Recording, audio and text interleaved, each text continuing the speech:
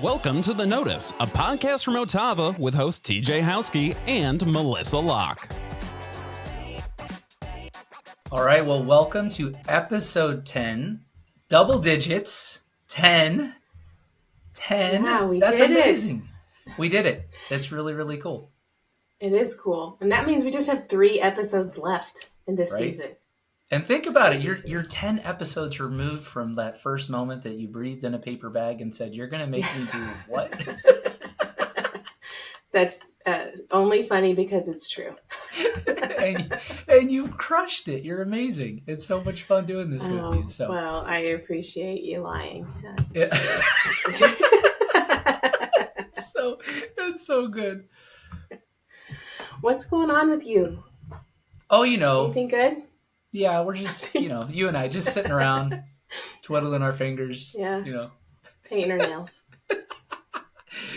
No, so, I'm excited. Like we're doing a lot of cool things. We've been talking about on the road in this first season. That's what it was centrally about was, hey, we want to get our name out there and help people understand who we are, what we do, why we do it, how we do it. But that section of this first season narrowly focused on the campaign for On the Road is coming to an end. And it's been fun. It's been incredibly rewarding. Those meetings are continuing now. They round out next week. For me, getting to go to a hockey game. So I get to go to a hockey game next week. I know nothing about hockey. Just for anybody watching, like zero. I can barely keep up with the puck, like flying around. So that'll be fun visiting with the leadership team next week as we kind of round out, like I said, on the road and get ready for next year, for the things that we've been working on together. But then spending time with customers at the hockey game will be a blast. I'm really looking forward to that. So how about you? My favorite thing, I've been coaching a group of managers for a while now using Clifton Strengths. And now we're at the part where we're really setting some goals for 2024. So we're setting some smart, specific, measurable, time-bound goals for 2024. And these are all setting them up to get where they want to go with their career. So we kind of have this 5-year vision and we're taking these 1-year blocks and setting concrete goals and hold each other accountable to getting these done. And so that's really my favorite part of what I get to do is help people get to where they want to go. I mean, of course, besides being here with you on this podcast, of course. Besides that, yes, coaching people, that's it's been fun. And it's been fun watching them grow and pushing them out of their comfort zones a little bit to take on some challenging goals. That's awesome. Okay, so question. So put you on the spot is, you started this, I remember, it was like over almost a year ago, right? Like you went through certification yourself for coaching in Gallup, right? You had a vision for what you wanted to do, didn't really know how you were going to do it. And you're building a program truly from the ground up. I mean, we share a lot of mutual passions, but one of them, in coaching, you did Gallup, I did John Maxwell. We love developing other people. Is it even cooler than you thought? Like, is the reward even greater than you thought now that you're getting to do it than when you first thought when you started it? It is, especially as we start actually getting some concrete plans mapped out and watching them kind of just seeing their own talents and from a different lens and giving themselves credit for what they bring. That's the most rewarding. I will tell you, it drains me. Like, I wasn't anticipating after coaching all day that I would be so tired.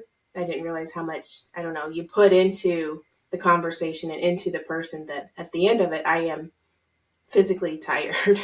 I wasn't expecting that, but it is definitely, it's rewarding, I would say. Yeah, it's awesome. Well, you're fantastic at it. So I know thank you. I know it's, I think it's misunderstood. I think a lot of people think coaching, especially if you compare coaching like to sports, right, is just you're a rah-rah, right? You're there to motivate and tell people how amazing they are. And that couldn't be further from the truth of coaching. Like, everybody is amazing. They all have a genius.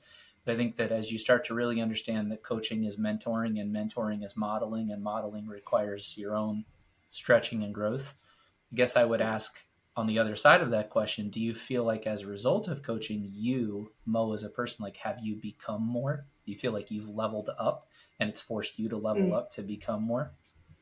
I do. With each session, I feel like I walk away a little bit better prepared for the next session. Like I do. That's It awesome. is mutually rewarding for sure.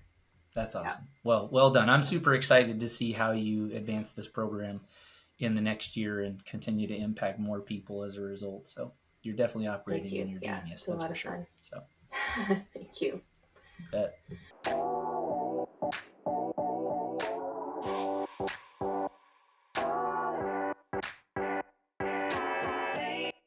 It's time for one of our favorite segments on the podcast. Here it Shout comes. outs.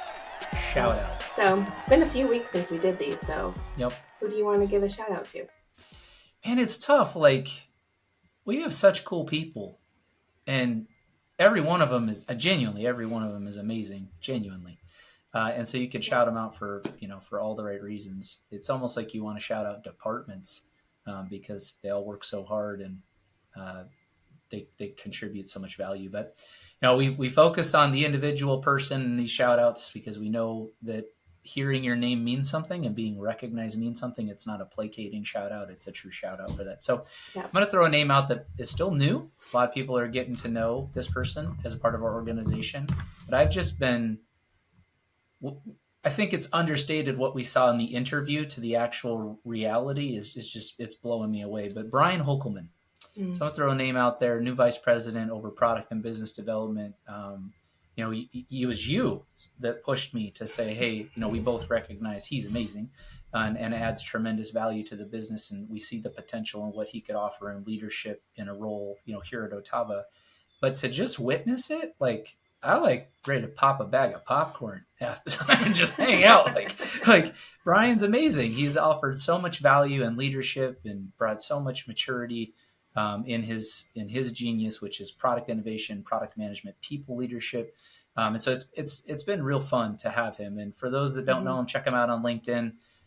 He's incredible. He's not looking for a new opportunity, so don't you dare recruit him. But it's amazing to have him here, and I've already learned a lot. So Brian Hokelman's my shout out for this one. Nice. Yeah, I received some positive feedback about him from one of our technical leaders. He's like, it's just a breath of fresh air. He understands what I'm saying. So it's already been making a difference. So love that. Yeah. My shout out is to Kevin Varan. And he is, he just stepped up. We had a gap in kind of covering for some of the tactical pieces of employees leaving or coming on board because we had a promotion. And so we had this little gap of who's going to, make sure we get the equipment back. And he stood in the gap and he took care of it. And not only did he just do it and responded quickly, but he was very positive about it and ready to take it on. And it's not, fun work, but he did it, and he did it in a way that, I don't know, I just appreciated the way he handled it and the way he offered up his services to help us out. So shout out to Kevin. Thank you so much. Very helpful. That's awesome. Way to go, Kevin. That's really, really cool. And I know we don't shout out departments, but support has really been helping with the gap as a whole. And so they really have. I'm not shouting out, but I'm just mentioning how great they are. Right. Just publicly stating out loud.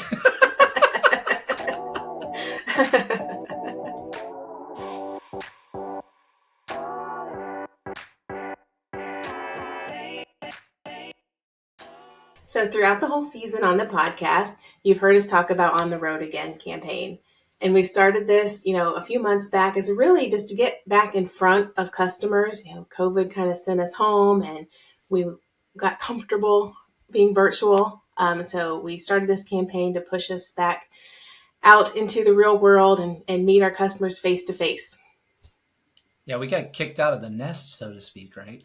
We got comfortable being at home post-COVID. But ultimately the goal was, hey, we want to hear from our customers. Not only do we want to hear from them about how OTAVA is working as a partner with them and the areas that we can improve, but most important is we just genuinely wanted to meet people and hear from our customers about what are the opportunities that they see for themselves in their industry, and then what are the challenges that they face and learn from them. And so these were specifically designed in partnership with sales and senior and executive leadership for our organization as no pitch meetings to get out there and just say, this is relationship development to get to know you and you get to know us. And so that's been awesome. And I'm genuinely excited about what the last 3 months has represented and the feedback and those things that we've learned.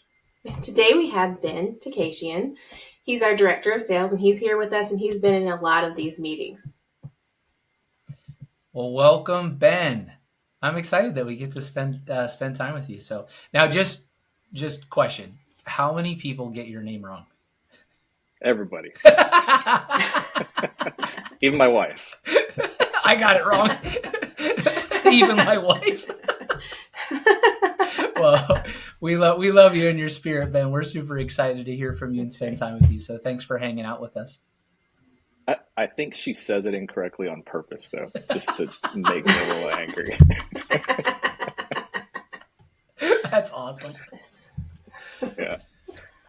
Thanks for having me here today, guys. It's been an exciting couple of months. Very busy being on the road, pun intended, with customers and leadership from OTAVA, getting to see our customers face to face in a way that we haven't before. But it has been a very busy few months, and we've got another busy few months ahead of us to wrap up the campaign here.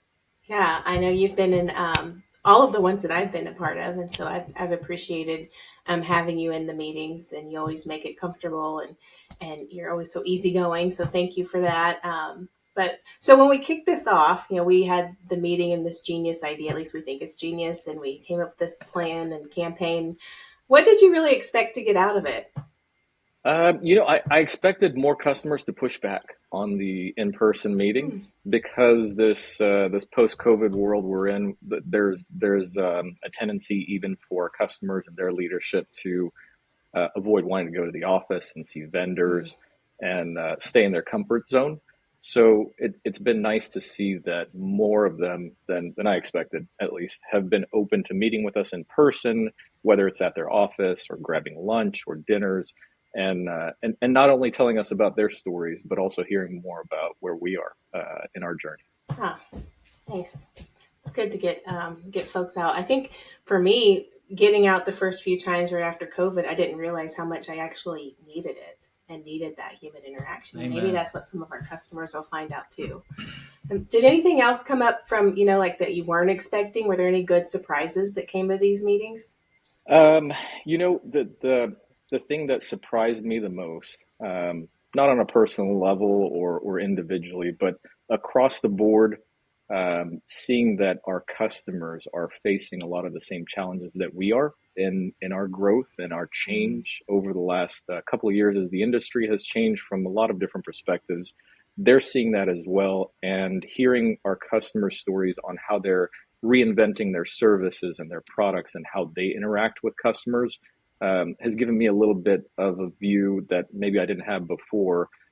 Hearing about their challenges and how they're tackling those obstacles, how they're changing the way they do business and interacting with their customers, it's helped me get a different perspective on how we're doing that from our side of things too. So how do you think this whole campaign and these no pitch meetings have really affected our relationships with our customers? Do you see any differences there? How has it impacted those? I don't want to focus on the post-COVID world. I think this is relevant whether it's pre-COVID 5 years ago, 10 years ago, or today. My interactions with people that I've been happy to call customers or clients over the last 15, 20 years in any role I've been in have always been more personal in nature. I've always done my best to get in front of folks, meet them, shake their hand, sit down, have a cup of coffee, have a meal with them. And this On the Road Again campaign has that same feel to it, but it's company wide, and they're getting to see a lot of our leadership and folks that they normally wouldn't interact with. My job being in sales, I get to do that on a regular basis and see our customers, take the sales folks, the engineers out when it makes sense and get in front of them. But the customers don't always get to see other people in the organization, and having them interact with TJ, with Austin, with you, Melissa, with Pete from the sales leadership side, and Justin Keller and the other folks that were part of this On the Road campaign and continue to be going forward. That's given the customers, I think, a more what's the word I'm looking for? A more well-rounded understanding of who OTAVA is, that it's not just these 3 or 4 or 5 people that I interact with on a regular basis, that there's people and humans on the other end of this. And they all have stories, they have expertise that I can lean on both sides of things. And I think they also feel that they're valued from our point of view, because we want to hear more from their perspective. We want to hear what their challenges are. And a lot of times it's not anything that we could help them on, but maybe we could point them in the right direction or give them a couple sentences worth of advice, and people find value in that, whether they realize it instantly or not. It's been really pleasant to see that side of things with the campaign so far. Yeah, I found it surprising in some of these meetings that I've been a part of that the conversations aren't always technical. Like we had a whole conversation about diversity, equity, and inclusion at the last meeting, just given some of the things that we're all working on, all of the similarities companies are working through. So, and I learned a new cool acronym. I had no idea what that acronym meant. Yes, you did. I'm sure there's some customers that are like, HR is sitting down with me. So no, I think you hit the nail on the head, Ben, in that, when we all talked about it, and you were there when we started mapping out, okay, listen, how do we kickstart this thing? Because the reality is, this is normal business operations, right? If you're in a services industry, you build relationships, and you add value through trust over time, and thought leadership is a part of your offering, and you're not charging for that. That's your expertise, and your experience. But I think it is the reality, no matter how many times we don't want to reference it, it's just truth that we're only 3 years removed from what was a global pandemic, and it changed the world, like just how we think about things. And it almost made us uncomfortable of like, well, I don't socially know what's acceptable or what's unacceptable or what we can do. And so I think you said it well, which was, I remember being a little nervous as we were taking this off the dock, like, wonder how many customers are going to straight stiff arm, just from a perspective of, hey, we don't do this anymore, right? Let alone you have the normal interactions of, I don't have time for a vendor, right? So I really love that we were to blend the two together. I think the superpower of experiences in this, if you will, is real people. And so I love that we have, Mo out there and, Austin out there, in addition to our sales leadership, Cindy from Experience. It's really cool because, again, it humanizes this overall to say, hey, we're all in this together, people doing business to try to help other people. And I think it allowed people to drop walls a little bit more and give real raw feedback, which is what we were after. So it's pretty cool. Yeah. I agree. So share with us some of your most memorable moments of On the Road. Oh, memorable moments. Not in one occasion, but on multiple occasions. I'm a hugger. I like hugging people. but I catch people off guard sometimes, but it was the reactions were interesting, and the fact that nobody pushed me away was interesting.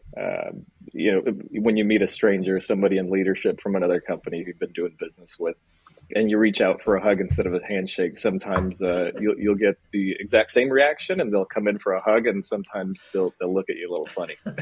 I love That's it. awesome.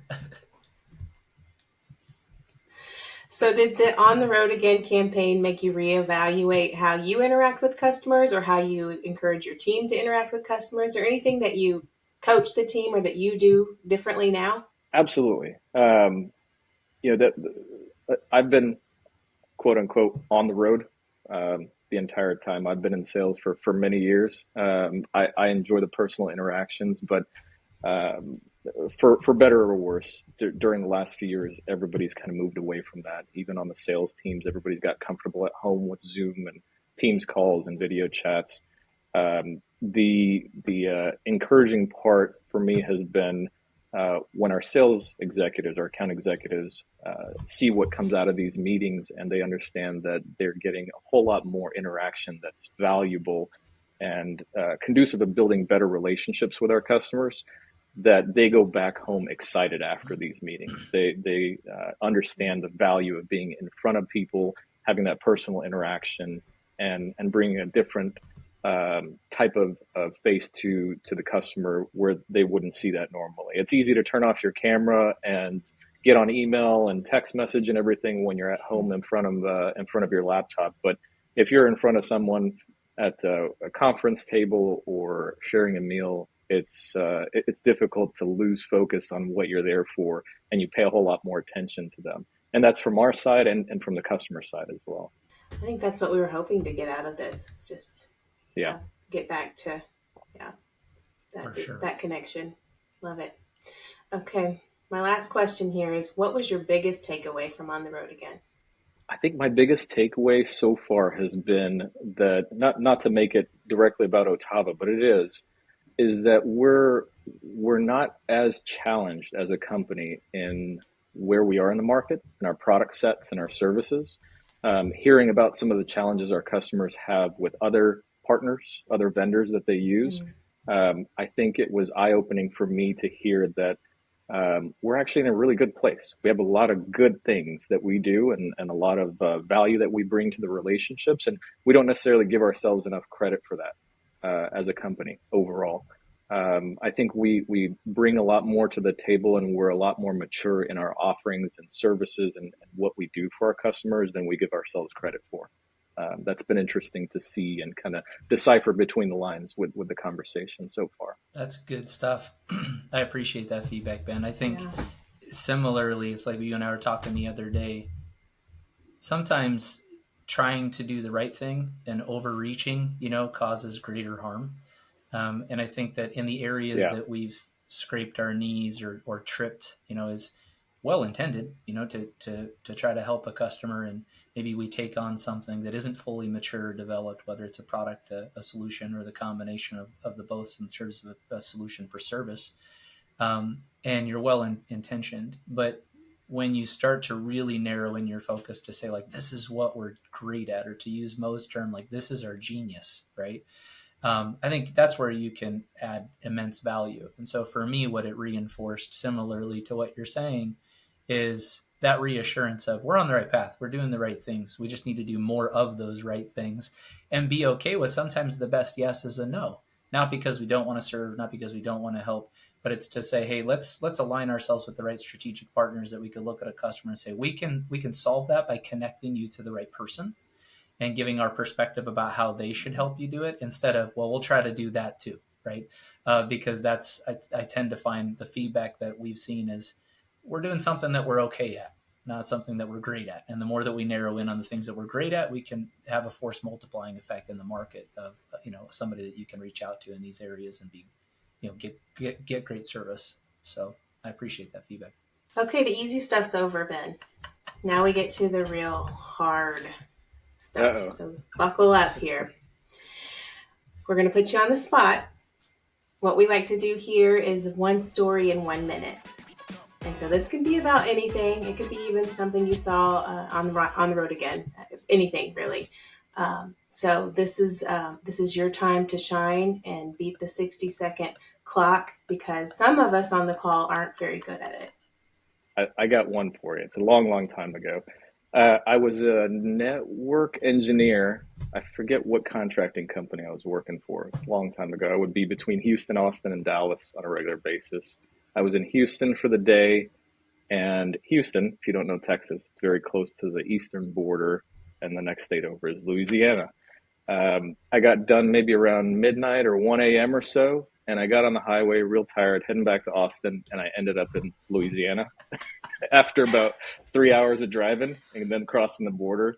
So my 3-hour drive home ended up being 3 hours the other direction, and then maybe another 7 hours back. I didn't get home till the next day at maybe 10 a.m. It was terrible. And that's when I learned I have no business going anywhere without my GPS on. And back then, GPS wasn't common in the cars and stuff. I had it on my phone. But that was the day I realized I need to have GPS on no matter where I'm going. That's a long night. That's bad. So when you guys go out on a date, is Naomi the driver? Like, does she get you there? I will actually have the map on my phone no matter where we're going. It can be 15 minutes down the street, grocery store. My excuse is always, I want to make sure I'm not hitting traffic. Even though in your head you're like, I'm going to Kroger. I don't want to end up in Louisiana. Yeah. This reminds me of a time from On the Road Again, Ben, where we ended up at the wrong restaurant. We did.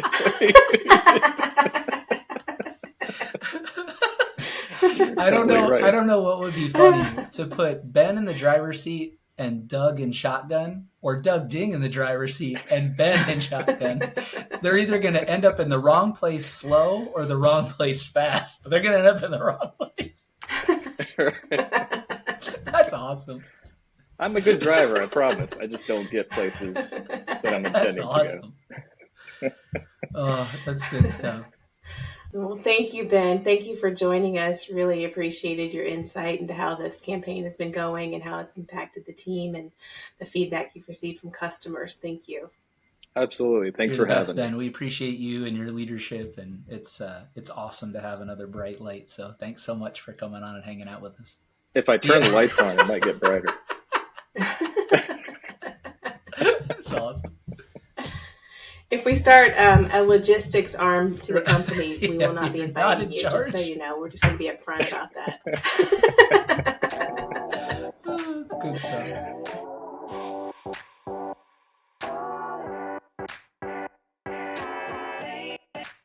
So thanks for tuning in to episode 10. Like we said earlier, we have very few episodes left in this season. I can't even believe it. But we're already getting started in planning season 2. I guess we're going to do this again.